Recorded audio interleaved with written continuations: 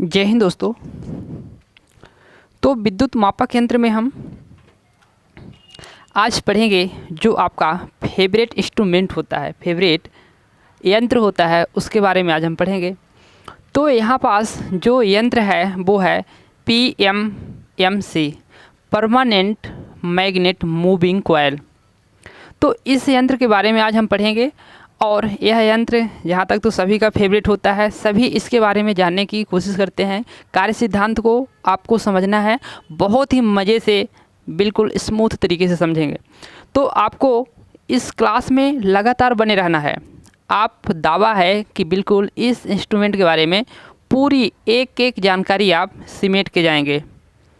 तो चलिए हम स्टार्ट करते हैं परमानेंट मैग्नेट मूविंग कॉइल को।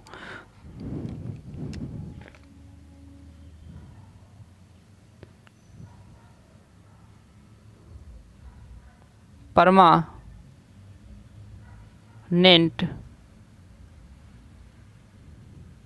Magnet moving coil. तो इसको हम क्या बोलेंगे? इसको हम बोलेंगे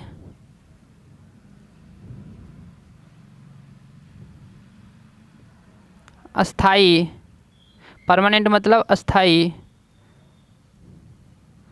चुंबक, मूविंग मतलब चल, कॉइल मतलब कुंडली। तो यहाँ पास ऐसी कुंडली को हम देखेंगे जो चलती हो मतलब घूमती हो। तो इस यंत्र का हम यूज कहाँ करते हैं, कौन सी सप्लाई में करते हैं, सबसे बेसिक जानकारी। तो इस यंत्र का यूज हम मात्र और मात्र डीसी सप्लाई में करेंगे, डिस्ट धारा सप्लाई में करेंगे। तो इस यंत्र का हम यूज ओनली फॉर डीसी में करेंगे, नॉट फॉर यूज एसी में हम यूज़ नहीं करेंगे इसमें। तो इस यंत्र को हम देखेंगे कि कैसे बनाते हैं और इसकी संरचना को देखेंगे, कार्य सिद्धांत को देखेंगे, यह कैसे काम करता है। दूसरी चीज़ इसके लाभ देखेंगे, हानि देखेंगे और इसमें जो इससे संबंधित इम्पोर्टेंट बातें होंगी उन सभी को देखेंगे। इससे क्वेश्चन आपका ज़्यादा बनने की चांसेस रहते हैं क्योंकि यह इंस्ट्रूमेंट बहुत इम्पोर्टेंट होता है। तो इसमें हम सबसे पहले लेते हैं दो चुंबक को लेंगे। क्या करेंगे? दो चुंबक को लेंगे। तो यहाँ पास हम एक चुंबक ले लिए N और दूसरा जो चुंबक है यहाँ पास ले लिए हम S। तो N और S यहाँ दो चुंबक हो गए। अब इन दो चुंबक के मध्य में हम रखेंगे एक घूमता हुआ चल यानी मूविंग यानी घूमने वाली कॉइल को रखेंगे, कुंडली को रखेंगे। तो इसमें हम घूमने वाली कुंडली को जो रखेंगे तो इसको हम बनाते हैं यहाँ पास कुछ इस लाल कलर के पेन से। तो ये जो हमको दिखने वाली है तो ये है हमारी कुंडली। अब इस कुंडली को हम क्या करेंगे? टिकाएंगे किसी चीज़ से, तब यह कुंडली क्या होगी? टिकेगी, अन्यथा ये गिर जाएगी कहीं। तो इसको हम टिका देंगे। इसके जो सिरे में है तो कोई भी चीज़ को हम जैसे घुमाना चाहते हैं तो उसके सिरे में हम लास्ट में क्या लगाएंगे? कुछ स्मूथ जो रहे, यहाँ पास चिकना जैसे भी रहे, तो उसको घूमने के लिए हम सेंसिटिव पार्ट को, आर्गन को यहाँ पास लगाएंगे ताकि वो घूमने के लिए हेल्प करे, उसकी मदद करें। तो यहाँ पास हमने बताया था बियरिंग, वो कौन सी बियरिंग लगाएंगे? हम ज्वेल बियरिंग लगाएंगे। तो उस ज्वेल बियरिंग को हमने दर्शाया कैसे था? ज्वेल बियरिंग को हमने दर्शाया था यहाँ पास कुछ इस प्रकार से, ऐसे दर्शाया था। वो ज्वेल बियरिंग बताया था जो यहाँ से अस्थायी तरीके से घूमती है। तो इसको हम अभी चित्र में हमारा देखने में अच्छा नहीं दिखेगा, इसको आपको पता है, मैं बता दिया था। तो इसको अभी हम फिलहाल हटा देते हैं। तो यहाँ पास हमने ज्वेल बियरिंग को लगा लिया। अब इसके एक निचला सिरा हो गया जिससे हम टिकाएंगे। अब इसका ऊपरी सिरा है जिससे हम टिकाएंगे और ऊपरी सिरे के ऊपर भी हमने यहाँ पास लगा दिया और जिससे टिकाएंगे वो हो गई हमारी यहाँ पास बियरिंग हो जाएगी। बियरिंग से हम इसको टिका देंगे। अब इसके जो चुंबक के मध्य में कॉइल रखी है वो क्या करेगी? वो घूमेगी, ऐसे घूमेगी। तो इसी के साथ में जुड़ा होगा पॉइंटर। तो वो पॉइंटर के हम प्रकार पढ़ा दिए हैं। बहुत सारे प्रकार के 6 प्रकार के पॉइंटर होते हैं। तो पॉइंटर के हम प्रकार को पढ़ा दिए और पॉइंटर हमारा कहाँ टिका रहेगा, यहाँ स्केल से लगा हुआ रहेगा। स्केल जो है तो इसमें हम नंबरिंग कर देंगे, 1 होगी, यहाँ 2 होगी, यहाँ 3 होगी और यहाँ 4 होगी। ये जो स्केल है तो आपको पॉइंटर जहाँ पास रहेगा वहीं पास की ये चीज़ को मेजर करके बताएगा। तो इसको अभी फ़िलहाल हम कर देते हैं 0 पर। ठीक है, ये पॉइंटर हमारा 0 पर हो गया। अब करेंगे क्या, इस कुंडली के अंदर हम रखते हैं लोहे को, नर्म लोहा को हम रखेंगे। इस कुंडली के अंदर किसको रखेंगे, हम नर्म लोहा को रखेंगे। तो इसके अंदर हमने नर्म लोहा को कुछ इस प्रकार से सजा के रख दिया, ये नर्म लोहा हो गया। अब इस नर्म लोहे के ऊपर हम पहले एल्युमिनियम की एक परत को लगाते हैं, जो एल्युमिनियम की होती है एक परत। इसका हम यूज बताएंगे कि एल्युमिनियम की ही हम परत को क्यों लगा रहे हैं। तो एल्युमिनियम की एक हम परत लगाते हैं और इस परत के ऊपर फिर हम किसको लगाए हैं, ये कुंडली को लगाए हैं, जो हमने लाल कलर से आपको दिखा दिया। ये है हमारी कुंडली। कुंडली मतलब हम यहाँ पास टर्न, तार जो वायर होता है उसके टर्न को हमने लपेट दिया। तो आप कहेंगे फिर टर्न को लपेट दिए तो इसको और बताइए, बनाइए। तो यहाँ पास हम इसको कुछ इस प्रकार के इसके टर्न को हम बढ़ा देंगे। तो इसका यह हो गया टर्न।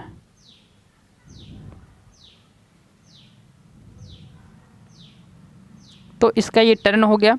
अब इस कुंडली को हम करेंगे क्या, सप्लाई देंगे।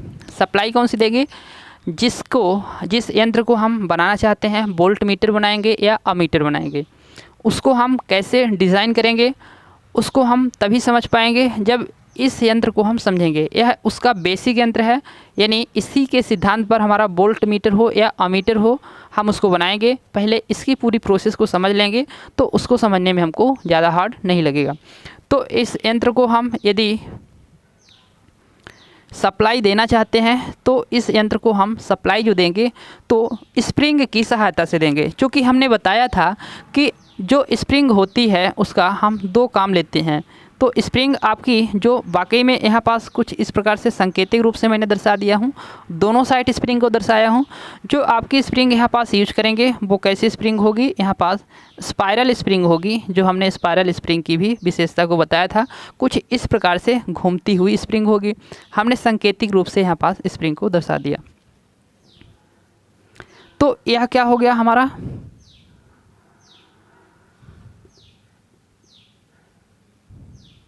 स्पाइरल स्प्रिंग हो गया। ये स्पाइरल स्प्रिंग है।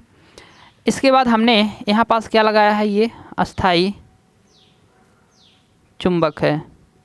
तो यहाँ पास अस्थाई चुंबक जो हमने लगाया, कोई विद्युत चुंबक नहीं लगाया, हमने अस्थाई चुंबक लगाया, मतलब परमानेंट मैग्नेट है। इस मैग्नेट की जो वेबर होगी, कितने वेबर को होगा, इसकी भी एक सामर्थ्य होगी, कितने सामर्थ्य को होगा। तो इसको हम वेबर में मेज़र करके बताएं तो इस चुंबक की जो स्ट्रेंथ होगी वो होगी 0.1 वेबर से, 0.1 वेबर से आपका होगा यहाँ पास 0.1 वेबर से 1.2 वेबर तक आपकी जो यहाँ पास चुंबक है तो इसकी होगी शक्ति होगी। अब यहाँ पास भी स्प्रिंग को लगा दिया। स्प्रिंग की क्या विशेषता बताया था कि यह जो स्प्रिंग होती है 2 काम करती है, एक तो सप्लाई प्रदान करती है, दूसरी यह कंट्रोल करती है।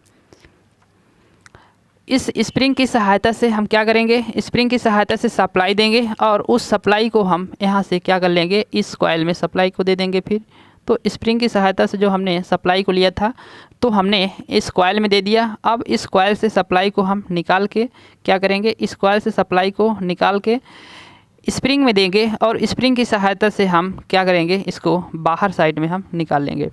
तो जो हम करंट को यहाँ देना चाहते हैं सप्लाई, तो वो हम स्प्रिंग की सहायता से देंगे। यहाँ से हमारी होगी प्रवाहित धारा, धारा प्रवाहित होगी, ये स्प्रिंग से होते हुए यहाँ कुंडली में पूरा घूमेगी और कुंडली से घूमकर हमारी धारा फिर कहाँ जाएगी, ये बाहर की ओर आ जाएगी। तो ये हमारी धारा बाहर की ओर निकल आई। तो इसकी ये हो गई क्या, स्ट्रक्चर हो गई, इसकी ये संरचना हो गई। तो इसकी संरचना हो गई। अब यहाँ पास जो हमने चुंबक बनाया था वो किसका बनाया था, बताया था कि एल्निको, एल्नी, एल्को, मैक्स, इन तीनों धातु में से कोई एक को लेंगे तो यहाँ ज़्यादातर हम एल निको का बनाते हैं। जो चुंबक होता है वो किसका बनाते हैं, एल निको का बनाते हैं, एल निको। तो एल्युमिनियम निकिल कोबाल्ट, तो इसी धातु को हम बनाते हैं। तो यहाँ पास अस्थाई चुंबक होगी जो हमारी एल निको की होगी। अब इसको हम समझते हैं कि इसकी जो सिद्धांत है वो सिद्धांत इसका जो प्रिंसिपल है, तो प्रिंसिपल कैसे यहाँ पास इसका होता है। तो प्रिंसिपल क्या होगा, जैसे आपने पढ़ा होगा डीसी मोटर, डीसी मोटर नहीं पढ़े हैं तो इससे पहले की क्लासेस में मैंने इसके प्ले स्टोर में मिल जाएगा आपको बहुत सारे वीडियो, वहाँ पास आप देख सकते हैं। डीसी मोटर की पूरी मैं फुल वीडियो डाला हूँ। तो डीसी मोटर में क्या होता है, डीसी मोटर में भी हमने 2 चुंबक ले लिया करते थे और उस चुंबक के मध्य में हम एक चालक तार को लेते थे और उस चालक तार में से जब हम धारा को प्रवाहित कराते थे तो ये चालक तार, ये पूरा चालक तार हो गया। इस चालक तार से जब हम धारा को प्रवाहित कराएंगे तो इसके मध्य में जो हमारा कंडक्टर चालक तार रखा है तो उसमें एक हमारा बल उत्पन्न होता है। इन चुंबकीय बल रेखाओं के बीच में जब हमारा कोई एक कंडक्टर आएगा तो ये चुंबक हमारा इधर से चुंबकीय बल रेखाएं आएगी और जो एन है तो एन से इधर की ओर जाएगी, तो ये क्या करेगा, ऊपर से जाएगा कि इधर से आएगा। तो इसको जब हम ऊपर से, मान लीजिए ये वाली हमारी अंगुली हो गई चुंबकीय बल रेखाएं हैं और इधर से ये वाली अंगुली हमारी क्या कर रही है, एन से एस से एन की ओर जा रही है। तो चुंबकीय बल रेखा है जब हमारी ए ऐसे जा रही है आगे की ओर, तो इसको हम ऐसे ले जाते हैं तो क्या होता है, देखते हैं इस चालक तार में। तो इसको जब हम इसको आगे की ओर ले जाते हैं तो क्या होता है, ये पूरा कंडक्टर हमारा घूमने लगता है। तो इसके त्रिज्यीय चुंबकीय क्षेत्र यहाँ पास उत्पन्न जो होता है एन से एस की ओर, तो इस चालक तार को क्या करता है, घुमा देता है। तो चालक तार को जो घुमा देता है तो इसी सिद्धांत पर मोटर भी कार्य करता था। तो इस कुंडली को क्या करेगा, पूरे को घुमा देगा। यहाँ पास त्रिज्यीय चुंबकीय क्षेत्र उत्पन्न करता है। अब त्रिज्यीय का मतलब क्या हुआ, रेडियल मैग्नेटिक फील्ड का क्या मतलब हुआ, तो इसका मतलब यह हुआ कि हमारा जो यहाँ पास से एक हमने क्या किया, चालक तार को रेक्टेंगल में लिया हूँ, आयताकार में लिया हूँ, उसी को हम गोलीकार में दिखाता हूँ। तो इस प्रकार से हमारा ये चालक तार हो गया। अब जो चालक तार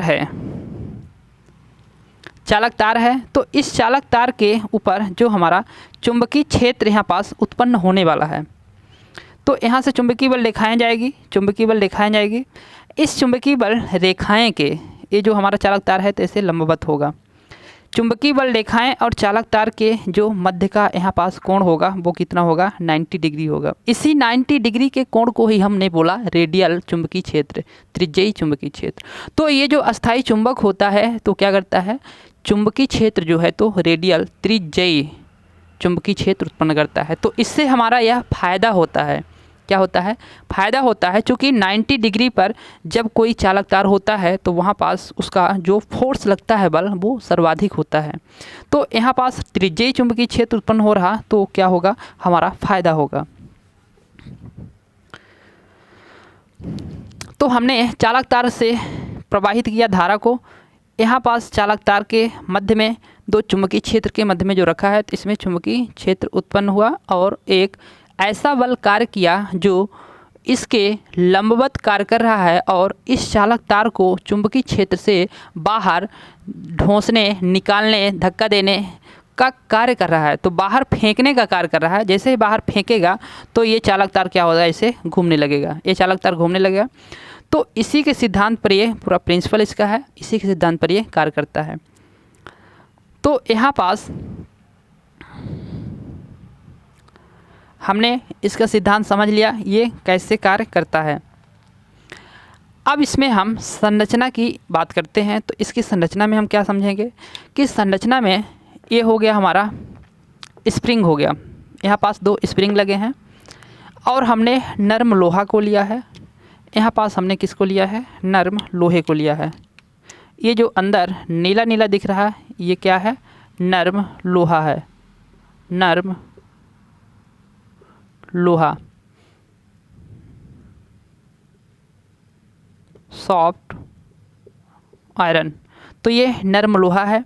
अब हम यहाँ पास नर्म लोहे को ही क्यों लगाएं, इसको भी समझेंगे। इसके ऊपर हम एल्युमिनियम की यहाँ पास लगा दिया फ्रेम को। ये जो आपका हरा दिख रहा है ये क्या है, एल्युमिनियम का फ्रेम है। तो एल्युमिनियम का ये फ्रेम हो गया, इसके ऊपर ये लगा है हमारी कुंडली। तो ये क्या हो गई, हमारी चल कुंडली। तो ये हो गई चल कुंडली। तो हमने नर्म लोहे के ऊपर एल्युमिनियम की एक फ्रेम को लगाया, फ्रेम के ऊपर हमने लगा दिया चल कुंडली को, और चल कुंडली को हमने सप्लाई दे दिया, स्प्रिंग की सहायता से सप्लाई दिया, और यह सप्लाई फिर कहाँ आई, सीधे आउट में आ गई। तो इसकी ये संरचना हो गई। अब यहाँ हमने नर्म लोहा क्यों लगाया, स्प्रिंग क्यों लगाया, एल्युमिनियम की परत क्यों लगाया, कुंडली क्यों लगाया, इसके बारे में देखते हैं। तो सबसे पहले हम स्प्रिंग की बात करें तो स्प्रिंग यहाँ पास काम क्या करेगा, स्प्रिंग का दो काम होगा।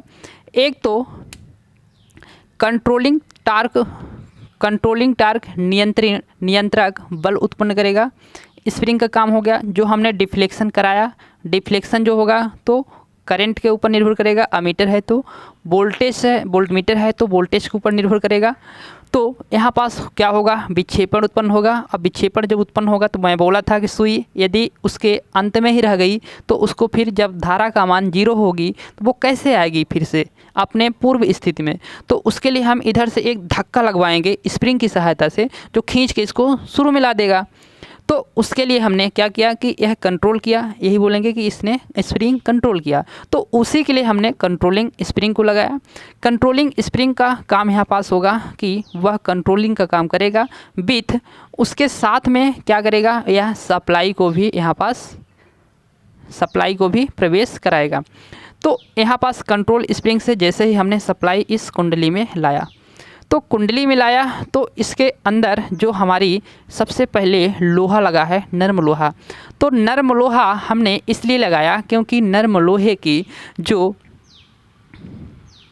चुंबकीय फ्लक्स यहाँ से गुजरेगी, एन से एस की ओर चुंबकीय बल रेखाएं जाएंगी, चुंबकीय बल रेखाएं जाएंगी। तो वो क्या करेंगी, इस नर्म लोहे से गुजरेगी। तो चुंबकीय बल रेखाओं को जाने के लिए जो नर्म लोहा होता है वह निम्न रिलेक्टेंस, लो रिलेक्टेंस, निम्न प्रतिष्ठम्भ का मार्ग प्रदान करता है। और इसको या फिर ऐसे कह सकते हैं कि जो नर्म लोहा है वह हाई यहाँ पास परमिएबिलिटी, उच्च विद्युतशीलता, उच्च चुंबकशीलता का यह क्या करता है, एक नर्म लोहा होता है, उच्च चुंबकशीलता होता है। तो यह निम्न रिलेक्टेंस का इसको मार्ग देगा जिससे चुंबकीय बल रेखाएं आसानी से जा सकती हैं। इसीलिए हमने यहाँ पास क्या लगाया, नर्म लोहे को लगाया, सॉफ्ट आयरन को लगाया। तो सॉफ्ट आयरन का क्या काम हुआ कि चुंबकीय बल रेखाओं के लिए निम्न रिलेक्टेंस का मार्ग प्रदान करेगा। इसके ऊपर हमने एल्युमिनियम की परत को लगाया। तो एल्युमिनियम की परत को लगाने का हमारा क्या मकसद था यहाँ पास, तो नर्म लोहे के ऊपर हमने एल्युमिनियम की जो परत लगाया तो उस परत में हमारी होगी क्या कि जो एडी करंट होती है, भंवर धारा होती है। तो भंवर जो धारा होती है, जो एक भंवर किसी आयरन में, किसी मेटल में कुछ इस प्रकार से एक भंवर जैसी, पानी की जैसे भंवर होती, भंवर जैसी एक यहाँ पास लूप बनाते हुए जो धारा प्रवाहित होती है उसको हम भंवर धारा कहते हैं। तो इस भंवर धारा को प्रवाहित कराने के लिए हमने क्या किया, यहाँ पास एल्युमिनियम की परत को लगा दिया। दूसरा काम यह है यहाँ पास एल्युमिनियम की परत का कि इसके ऊपर जो हम एल्युमिनियम की परत लगाकर जो हमने कॉइल को लगाया, उस कॉइल को यह सहारा देगी, उस कॉइल को यह सहारा देगी। तो इसके लिए भी हमने यहाँ पास एल्युमिनियम का फ्रेम लगाया। एल्युमिनियम का यह दो काम हो गया, एक सहारा देना, दूसरी एडी करंट को उत्पन्न कराना। इसके बाद हम आते हैं कॉइल। तो कॉइल का तो मेन खेला है, कॉइल में जब तक धारा प्रवाहित नहीं होगी तो उसमें डिफ्लेक्टिंग विक्षेपण उत्पन्न ही नहीं होगा। तो कॉइल का तो मेन यहाँ रोल हो गया। कॉइल के बारे में विशेषता क्या बताएं, इसका ही तो पूरा योगदान है। अब यहाँ पास जो हमने दो चुंबक को लगाया, एक एन और एक एस। तो यहाँ पास जो हमने चुंबक एन एस लगाया तो वह एक अस्थायी चुंबक है, इलेक्ट्रोमैग्नेट नहीं है। पीएमएमसी में अस्थायी चुंबक यूज करते हैं, चूँकि इसके नाम से ही पता चल रहा है अस्थायी चुंबक। तो यहाँ पास कोई इलेक्ट्रोमैग्नेट नहीं है, यह अस्थायी चुंबक है। तो अस्थायी चुंबक जो होता है वो एलेनिको का बनाते हैं, एलेनिको का। तो यहाँ पास अस्थायी चुंबक की जो स्ट्रेंथ है, पावर है, क्षमता है, सामर्थ्य है, वो कितने सामर्थ्य का है, तो 0.1 वेबर से 1.2 वेबर का है। यह मैग्नेट है, इसकी सामर्थ्य इतनी है। तो यह पूरा हो गई हमारा जो पूरे को संगठन को बोलें तो क्या हो गई, चल कुंडली हो गई। ये पूरे भाग को हम चल कुंडली बोलेंगे।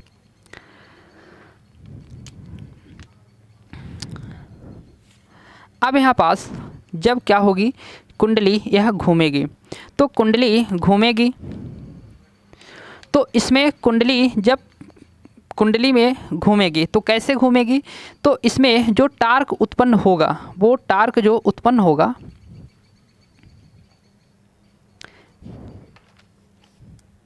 इसमें जो टार्क उत्पन्न होगा तो किसके ऊपर निर्भर करेगा, यहाँ पास धारा के ऊपर निर्भर करेगा।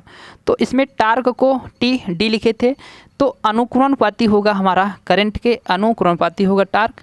और ये टार्क जो उत्पन्न होगा तो इसके बीच में जो क्या है, एंगल है। एंगल है, किसका एंगल है, ये कोई हो गया हमारा यंत्र, और यंत्र अभी कहाँ है, 0 पर है, 2 पे आएगा, 3 पे आएगा, 4 पे आएगा, ऐसे ही आएगा। तो अभी 0 पे है।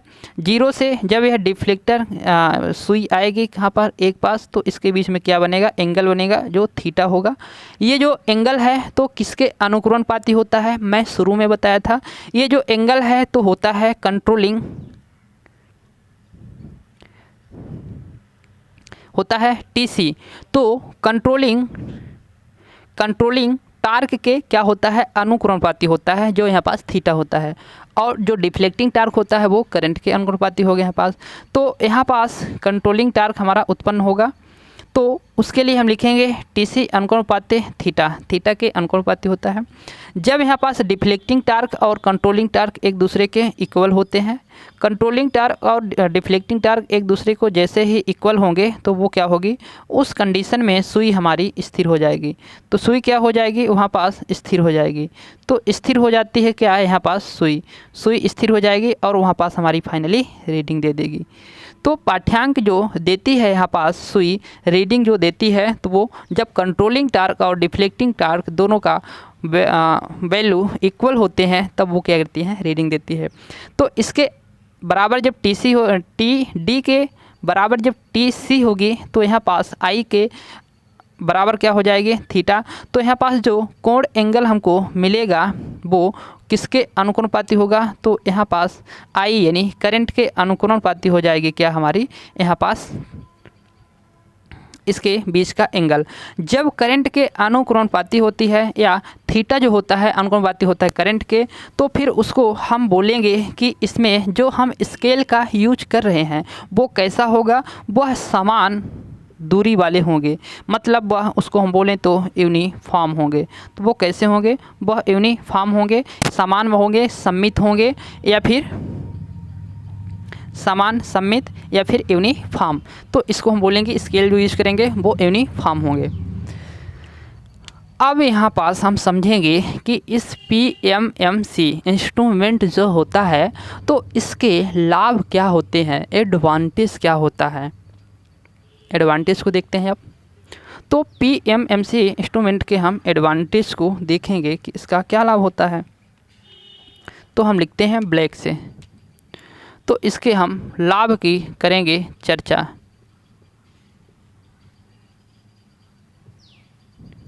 एडवांटेज, तो इसके हम एडवांटेज की बात करें तो सबसे पहला चीज़ हमको क्या दिख रहा है, इसमें हम आते हैं स्केल पर। तो इसकी जो स्केल होती है वो कैसी होती है, यूनिफॉर्म होती है कि नॉन यूनिफॉर्म।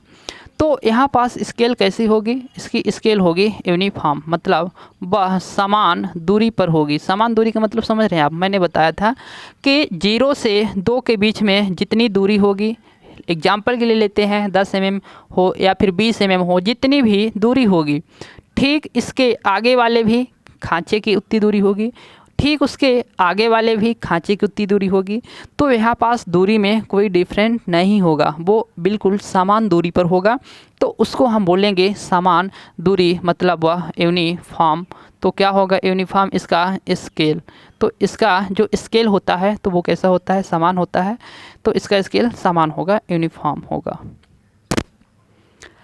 अब इसका दूसरा लाभ क्या है, तो इसमें इसके बाद हम आते हैं यहाँ पास कि जो सबसे उच्च डैम्पिंग का हमने यूज किया है। तो यहाँ पास एल्युमिनियम में जो हम ईडी करंट को उत्पन्न कराया है, किसका, जो यहाँ पास एल्युमिनियम हमने लगाया, तो एल्युमिनियम को लगाने से फ़ायदा ये हुआ कि इसमें ईडी करंट प्रवाहित हुई, और वो ईडी करंट को जो प्रवाहित हो रही है उसका यूज हम करेंगे डैम्पिंग के लिए। तो डैम्पिंग क्या बताया था मैं, तो डैम्पिंग आपको याद हो कि कोई भी हमारा यहाँ पास हो गया पैमाना हो गया, और ये हो गया उसका विक्षेपण हो गया, डिफ्लेक्शन हो गया, विक्षेपण हो गया। तो वो यहाँ से जब चलना प्रारंभ करेगा तो वो क्या होगा, जहाँ हमको 2 पर रोकना है तो वो क्या डायरेक्टली 2 पर रुकेगा, नहीं रुकेगा, वो ऐसे जाएगा झटके से, तो कभी यहाँ पास आएगा, और फिर जब यहाँ से आएगा तो पीछे की ओर आएगा, तो यहाँ आ जाएगा, फिर यहाँ आ जाएगा, फिर यहाँ आ जाएगा, फिर कुछ टाइम बाद जाके 2 पर रुकेगा, ना कि डायरेक्ट रुकेगा। तो ऐसे ऐसे जो कंपन करता है, दोलन करता है, ऑसिलेशन करता है, तो उसको हम कम करने के लिए क्या किए थे, हमने उसको कम करने के लिए कुछ यहाँ पास उपाय भी बताए थे। तो डैम्पिंग को कम करने के लिए हमने यहाँ पास eddy current damping, fuel damping, air damping, बहुत सारी डैम्पिंग के यूज किए थे हम। तो ये जो डैम्पिंग होती है, तो डैम्पिंग जो सबसे उच्च दक्ष एफिशिएंट डैम्पिंग को बताया था वो थी आपकी एडी करंट, भंवर धारा अवमंदन। तो यहाँ पास एडी करंट डैम्पिंग का हम यूज करेंगे। तो एफिशिएंट डैम्पिंग कौन सी मानी जाती है, तो eddy current damping efficient damping मानी जाती है। इसके बाद हम यहाँ नेक्स्ट चीज़ देखेंगे कि ईडी करंट डैम्पिंग हमने यूज कर लिया। दूसरी चीज़ इसमें जो हम देखेंगे कि एक होता है क्या, स्ट्रे मैग्नेट फील्ड। तो स्ट्रे मैग्नेटिक फील्ड क्या होता है, तो स्ट्रे मैग्नेटिक फील्ड का मतलब होता है, यहाँ पास आप देखेंगे कि हमारा कोई हो गया यहाँ पास यंत्र हो गया, ओके, यहाँ पास कोई यंत्र हो गया। अब इस यंत्र में हमने चुंबक तो लगाया, इस चुंबक के कारण ही क्या हुआ, इस चुंबक के कारण ही इस सुई को घूमना पड़ रहा है। चुंबक का रोल है यहाँ पास सुई को घुमाने के लिए। अब यहाँ पास हो गया इसके प्रॉपर इसके चुंबक। अब कोई हम मान लो यंत्र को ले गए और कहीं जहाँ ऐसे चालक तार हैं, हाई वोल्टेज के चालक तार हैं, कंडक्टर है, या फिर कम्युनिकेशन की कोई व्यतिकरण, कोई व्यवधान उत्पन्न करने के लिए कोई यहाँ पास आवृत्ति आ गई, फ्रीक्वेंसी आ गई कि जो इस सुई को प्रभावित करें। तो यह सुई को हमको लेना था 2 एम्पियर की रीडिंग, चूँकि यहाँ से प्रवाहित हो रही थी 2 एम्पियर, तो ये 2 एम्पियर को रीडिंग को दर्शाएगा। लेकिन इसका भी एक चालक तार का भी क्या होता है, चालक तार में जब धारा प्रवाहित होती है तो इसमें भी चुंबकीय क्षेत्र उत्पन्न होता है। इसका भी जो चुंबकीय क्षेत्र उत्पन्न हुआ तो इस सुई को क्या करेगा, प्रभावित करेगा। इसके वजह से तो वो काम कर रहा था, लेकिन इसका भी चुंबकीय क्षेत्र के वजह से ये सुई हो गई प्रभावित, या फिर कोई दूसरा सिग्नल आके इस चुंबकीय क्षेत्र को प्रभावित किया। तो इसको हम बोलेंगे कि बाहर से स्ट्रे मैग्नेटिक फील्ड का मतलब बाहर से आया हुआ भटका, लड़खड़ाते मरते हुए साला इसको ख़राब करने आ गया, तो भटका हुआ चुंबकीय क्षेत्र बोलेंगे उसको।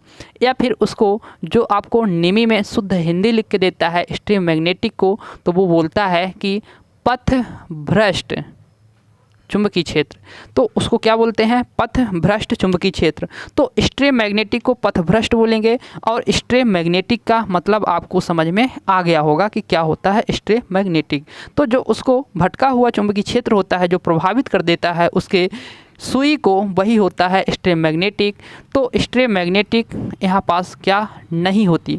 तो स्ट्रे मैग्नेटिक होता कब है, स्ट्रे मैग्नेटिक होता तब है जब चुंबकीय क्षेत्र उस यंत्र, जिस यंत्र का चुंबकीय क्षेत्र कमज़ोर होगा ना, उसी में होता है स्ट्रे मैग्नेटिक फील्ड। इसके पास तो इतना शक्तिशाली पहले से है कि ये वेबर में है, इतना बहुत शक्तिशाली अपने आप में एक चुंबक होते हैं। तो ये जो वेबर के वैल्यू के चुंबक है, तो ये अपने आप में एक बहुत शक्तिशाली चुंबक है। तो इसको प्रभावित करने के लिए यह कैपेबल नहीं होते जो स्ट्रे मैग्नेटिक फील्ड होते हैं।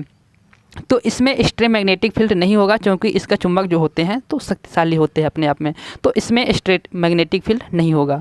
तो इसमें क्या नहीं होता फिर, स्ट्रे मैग्नेटिक फील्ड। तो इसको हम बोलेंगे पथ भ्रष्ट, पथ भ्रष्ट इलेक्ट्रोमैग्नेटिक फील्ड को बोलेंगे पथ भ्रष्ट या भटका हुआ चुंबकीय क्षेत्र, कुछ भी लिख देंगे तो यही होगा इसका इलेक्ट्रोमैग्नेटिक फील्ड का मतलब। और इसमें हमको क्या देखने को मिलता है, जो इसके हम लाभ में पढ़ेंगे कि इसमें इलेक्ट्रोमैग्नेटिक फील्ड नहीं होता। दूसरी चीज़ इसमें होता क्या नहीं कि इसके पास जो हम चुंबक रखे हैं अस्थाई चुंबक है, इसको हम चुंबक को बनाने के लिए कोई बाहर से सप्लाई नहीं ले रहे हैं, मतलब बाहर से उस सप्लाई को पावर को खपत हम नहीं करा रहे हैं, तो इसको बोलेंगे कि यह यंत्र जो है तो पीएमएमसी यंत्र जो है तो पावर की खपत नहीं करता, कम करता है, तो यह निम्न पावर की खपत करता है। तो पावर की खपत कैसे करता है, निम्न पावर यानी शक्ति खपत, इसका भी यह एक लाभ हो गया। दूसरा चीज़ इसका क्या लाभ है, इसकी जो होती है सुग्राहिता, सुग्राहिता सेंसिटिविटी, इसकी जो सुग्राहिता होती है तो इसकी सुग्राहिता संवेदनशीलता क्या होती है, उच्च होती है। तो सुग्राहिता क्या हुआ, तो सुग्राहिता टॉर्क पर बेट, टॉर्क पर बेट रेशियो को क्या बोलते हैं, उसकी सुग्राहिता बोलते हैं,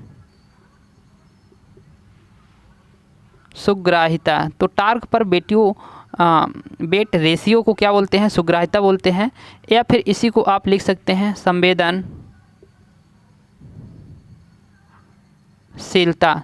तो इसी को आप लिख सकते हैं संवेदनशीलता। तो सुग्राहिता या संवेदनशीलता किसको बोलेंगे, टॉर्क पर बेट रेशियो को। तो इसकी सुग्राहिता क्या होती है, अच्छी होती है, इसकी सुग्राहिता उच्च होती है। तो यहाँ पास हम लिखेंगे इसकी सुग्राहिता क्या होती है, उच्च होती है, उच्च, इसकी सुग्राहिता क्या होती है, उच्च होती है। तो इस यंत्र की सुग्राहिता जो है तो उच्च होगी। इसमें दूसरी चीज़ जो हिस्टेरेसिस त्रुटि होती है, एक हिस्टेरेसिस त्रुटि होती है, उसको आगे हम बताएंगे। तो इस यंत्र में हिस्टेरेसिस त्रुटि नहीं होती है, तो इस यंत्र में हिस्टेरेसिस त्रुटि नहीं होती है।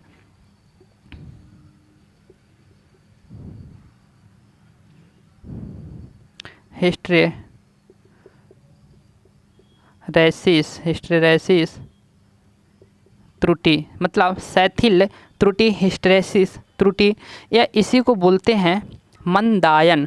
क्या बोलते हैं, इसी को बोलते हैं मंदायन। तो चुंबकीय मंदायन बोलें या फिर हिस्टेरेसिस त्रुटि बोलें, एक ही चीज़ है। इसको ज़्यादा आप शुद्ध हिंदी में लिखना चाहते हैं तो फिर लिखेंगे आप चुंबकीय मंदायन। तो इसमें चुंबकीय मंदायन क्या नहीं होती, इसमें चुंबकीय मंदायन नहीं होती। तो इसके इतने सारे लाभ हैं, तो इस लाभ को आप देखेंगे। और इसमें जो ये वाला चीज़ है, ये वाला, तो ये इम्पोर्टेंट है। इसको टार्क पर बेट रेशियो सुग्राहिता इसकी क्या होती है, उच्च होती है। इस चीज़ को आपको याद रखना है, और सभी इम्पोर्टेंट ही है। आपको तो पूरा समझ में आ गया होगा, ऐसे मैं बता रहा हूँ। तो आप इसको एक बार रिपीट भी, रिवीजन भी कभी कर लेंगे तो आपको बेहतरीन तरीके से आपको पूरी चीज़ समझ में आ जाएगी। अब इसमें हम देखते हैं हानि को, इसके हानि को बात करते हैं कि इस यंत्र में हानि क्या होती है। जिसमें इतनी खूबियां हैं तो हानियां तो एकाक होंगी, वो चाहे इंसान हो या फिर चाहे यंत्र हो, ये तो स्वाभाविक है। तो इसके हानि की बात ये करेंगे कि आपको सीधे पता चल रहा है कि कौन सी सप्लाई में काम करता है, डीसी सप्लाई में काम करता है। तो जहां हम ज़्यादातर अपने घरों में एसी सप्लाई आती है तो इसका हर जगह यूज नहीं कर सकते हैं, जहां डीसी सप्लाई होगी वहीं पास यूज करेंगे। तो इस यंत्र की हानि एक ये है कि इसको हम डीसी सप्लाई में ही यूज कर पाते हैं, एसी सप्लाई में नहीं कर पाते। दूसरी इसकी हानि यह है कि यह यंत्र महंगे होते हैं, कॉस्टली होते हैं। तो इस यंत्र की जो कीमत होती है वो ज़्यादा होती है, तो यह यंत्र महंगे होते हैं। तो इसको डीसी सप्लाई में यूज करते हैं, उसके लिए उपयुक्त होते हैं, इसलिए महंगे और इसको क्या बोल सकते हैं, इसकी हानि है। दूसरी चीज़ यह महंगे होते हैं, महंगे होते हैं। तो दूसरी चीज़ इसकी क्या होते हैं, या महंगे होते हैं। तो इसमें ये सारी बातें हैं। इसके लाभ को देख लिए, हानि को देख लिए, कार्यविधि को देख लिए, स्ट्रक्चर को देख लिए, वर्किंग प्रोसेस को देख लिए, बहुत सारी चीज़ें हमने यहाँ पास देख लिया। अब इसमें हम एक छोटा सा एक लाइन का टॉपिक है, तो इसको हम देखेंगे कि आखिर होता क्या है। तो इसमें होता क्या है तो हम बताएंगे क्या होता है, किसकी हम बात कर रहे हैं। तो इसमें ये अलग से आपका छोटा सा हेडिंग रहेगा कि वोल्ट मीटर की जो सुग्राहिता होती है, वोल्ट मीटर की जो सेंसिटिविटी होती है, तो वोल्ट मीटर की सुग्राहिता को हम देखेंगे। वोल्ट मीटर की सुग्राहिता के यूनिट को पूछता है, इकाई को पूछता है, यूनिट को पूछता है। किसको पूछता है? वोल्ट मीटर की सुग्राहिता को। अभी हम हाल ही में कोई एग्ज़ाम दिए थे, तो उस एग्ज़ाम में यह आया भी था, बहुत ही इम्पोर्टेंट है। तो ये वोल्ट मीटर की सुग्राहिता को पूछता है, वोल्ट मीटर की सुग्राहिता। तो वोल्ट मीटर की जो सुग्राहिता है, इसको बोले तो सेंसिटिविटी। तो वोल्ट मीटर की जो सुग्राहिता है, सेंसिटिविटी है, तो वो क्या होती है? तो वोल्ट मीटर की जो सुग्राहिता है, देखिए एक होता है आपका, मान लीजिए अभी मैं आपको बताया था वोल्ट मीटर से अमीटर में कन्वर्ट करना, मैं बताया था इससे पहले की क्लास में। तो वोल्ट मीटर से गैल्वेनोमीटर से अमीटर में या वोल्ट मीटर में परिवर्तित करना, ये बताया था। तो गैल्वेनोमीटर क्या करता है? निम्न मान की धारा को मेजर करता है, मापता है। तो हमको उच्च मान की धारा को मापने के लिए हमने उसके क्या किया था? समांतर क्रम में एक शंट वायर को जोड़ा था जो निम्न प्रतिरोध का था। तो उसके लिए हमने क्या किया था कि मान लीजिए गैल्वेनोमीटर आपका क्या है, यहाँ पास 4 एम्पियर की धारा को ही माप सकता है। कितनी? तो 4 एम्पियर धारा को ही वो मैक्सिमम माप सकता है। तो इसको हम बोलेंगे फुल, जो इसकी स्केल है, तो इसकी जो स्केल है वो कितना है? तो इसका है 4 एम्पियर की। तो इसको बोलेंगे हम full scale deflecting current. Full scale deflecting current जो इसकी है, तो उसको हम दर्शाएंगे, करंट को हम आई से दर्शाएंगे, और जो स्केल की जो फुल स्केल की डिफ्लेक्टिंग करंट है, तो फुल को हम एफ से दर्शाएंगे। तो जो फुल स्केल डिफ्लेक्टिंग करंट है, तो वो 4 एम्पियर तक ही माप सकता है। तो इसकी फुल स्केल जो है, इसकी स्केल पूरा, फुल मतलब पूर्ण जो स्केल है पूरा कितना है? 4 एम्पियर तक है। तो इससे ज़्यादा हम धारा को नहीं माप सकते। इससे धारा ज़्यादा मापने के लिए हमने फिर शंट में जोड़ा था और उसको रेंज को बढ़ा दिया था। तो इसके जो पूर्ण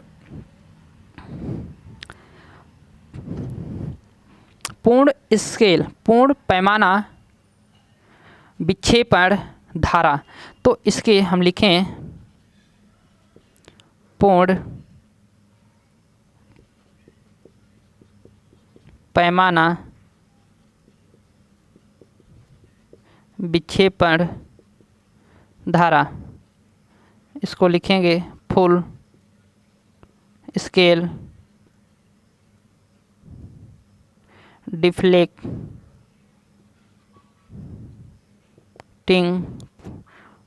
धारा को क्या बोलेंगे? करंट। तो फुल स्केल डिफ्लेक्टिंग करंट जो है, तो इसको हम बोलेंगे पूर्ण पैमाना विक्षेपण धारा। तो इसको हम दर्शाते किससे हैं? आई एफ से दर्शाते हैं। तो जो वोल्ट मीटर की सुग्राहिता है, वोल्ट मीटर की जो सुग्राहिता है, पूर्ण पैमाना विक्षेपण धारा का व्युत्क्रमानुपाती होता है। अब इसको मैं बता दिया कि पूर्ण पैमाना विक्षेपण धारा क्या होता है। यदि कोई वोल्ट मीटर हमारा उसकी मैक्सिमम जो फुल धारा को माप सकता है, तो बताया था कि 4 एम्पियर तक माप सकता है मान लीजिए, तो 4 एम्पियर से ज़्यादा हम धारा को नहीं माप सकते। उसको मापने के लिए हम उसमें शंट में उसके समांतर में शंट प्रतिरोध को जोड़ते हैं, तब हमारी वो हो जाएगी धारा ज़्यादा मापने के लिए। तो उसकी जो पूर्ण पैमाना थी वो कितना था? 4 एम्पियर था। तो पूर्ण पैमाना उसी को बोलेंगे जितना वो लास्ट आखिरी तक पूरा माप सकता है। तो पूर्ण पैमाना विक्षेपण धारा का व्युत्क्रमानुपाती होता है कौन? वोल्ट मीटर की सुग्राहिता। तो इसको आई एफ को लिखने के लिए हमको ये सारी चीज़ें यहाँ पास बताना पड़ा। तो आई एफ तो यहाँ पास जो फुल जो सेंसिटिविटी है, क्या है? सेंसिटिविटी। तो सुग्राहिता को हम सेंसिटिविटी लिखेंगे। अब किसकी हम बात किए? वोल्ट मीटर की बात करिए, तो यहाँ पास स्मॉल में भी लिखेंगे। तो एस बराबर स्मॉल भी किसके व्युत्क्रमानुपाती होता है? तो जो सेंसिटिविटी होता है, वोल्ट मीटर की सेंसिटिविटी होता है पूर्ण पैमाना डिफ्लेक्टिंग धारा के व्युत्क्रमानुपाती होता है तो उसको हम क्या दर्शाए थे, इसका नाम फुल स्केल डिफ्लेक्टिंग धारा को हमने लिखा था IF अभी लिखा था। तो IF क्या होती है, अनुक्रमानुपाती होती है। तो इसके इस फार्मूले को आपको याद रखना है, यह इम्पोर्टेंट है। लेकिन इसी फार्मूले से आपकी जो यूनिट बनती है, इसकी इकाई बनती है, तो वह अधिक महत्वपूर्ण है। तो I बराबर होता है, ओम्स लॉ में आप जाएंगे तो I बराबर क्या होता है, ओम्स लॉ में I बराबर V/R होता है। तो इस I के जगह आप जब V/R को लिखेंगे, यहाँ पास आप ले लेते हैं SV, तो I बराबर V/R को जब आप ले लेते हैं तो 1/, क्या हो जाएगा यहाँ पास 1/, आपको दिखेगा नहीं इसलिए थोड़ा मैं ऊपर लिखने की कोशिश करता हूँ। तो यहाँ पास हम लिखेंगे SV बराबर 1/I की जगह हम क्या लिख देंगे, V/R को लिख देंगे। तो यहाँ पास V/R को हमने लिख दिया। R कहाँ चला जाएगा, ऊपर चला जाएगा। तो इसको हम सीधा सीधा कैसे लिखेंगे कि R/V लिख देंगे। R ऊपर चला जाएगा तो यहाँ पास ये R यहाँ नीचे से कहाँ आ गया, ऊपर आ गया। तो इसको हम R/V लिख दिए। तो इसको हम साफ़ सुथरा में लिखना चाहें तो SV बराबर R/V ये लिख देंगे, R/V।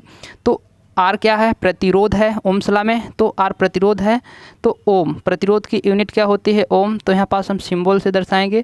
वोल्ट की क्या होती है, वोल्टेज की वोल्ट होती है। तो ओम पर वोल्ट इसकी यूनिट होती है। इसकी इकाई क्या होती है, इसकी यूनिट क्या होती है, इसकी यूनिट होती है ओम पर वोल्ट। तो इसकी जो यूनिट है ओम पर वोल्ट इसकी यूनिट है। तो यह यूनिट बहुत ही महत्वपूर्ण है, इसको पूछा गया है। तो वोल्ट मीटर की सुग्राह्यता जो होती है उसकी इकाई बताइए, यूनिट बताइए आप। तो ओम पर वोल्ट आप बताएंगे और इसको इसके व्युत्क्रमानुपाती होता है, सेंसिटिविटी के व्युत्क्रमानुपाती फुल डिफ्लेक्टिंग टार्क धारा, तो इसके व्युत्क्रमानुपाती होता है। ये छोटी चीज़ है, इसको आप याद रख पाएंगे, याद रख लेंगे। तो आज के क्लास में हमने इतनी सारी चीज़ें सीखा और बहुत अस्थायी तरीके से सीखा। पूरी चीज़ आपको समझ में आई होगी, कोई दिक्कत नहीं हुआ होगा। अब हम इसके अलावा दूसरे यंत्र को पढ़ेंगे, वो नेक्स्ट क्लास में रहेगा, नेक्स्ट वीडियो में रहेगा। तो उसको हम लेके आएंगे नेक्स्ट क्लास में। आज के लिए इतना ही। अभी तक आप बने रहें इसके लिए बहुत बहुत धन्यवाद, बहुत बहुत शुक्रिया, आपका तहे दिल से आभार। यदि आप इसको मन से, लगन से और पूरा कंसंट्रेट करके देखे होंगे तब के लिए। चलिए मिलते हैं, इसी प्रकार से क्लास आपके लिए लाता हूँ नेक्स्ट क्लास में। आपको आनंद आया हो तो आप थैंक यू अपने मन से बोलें। चलिए बाय बाय।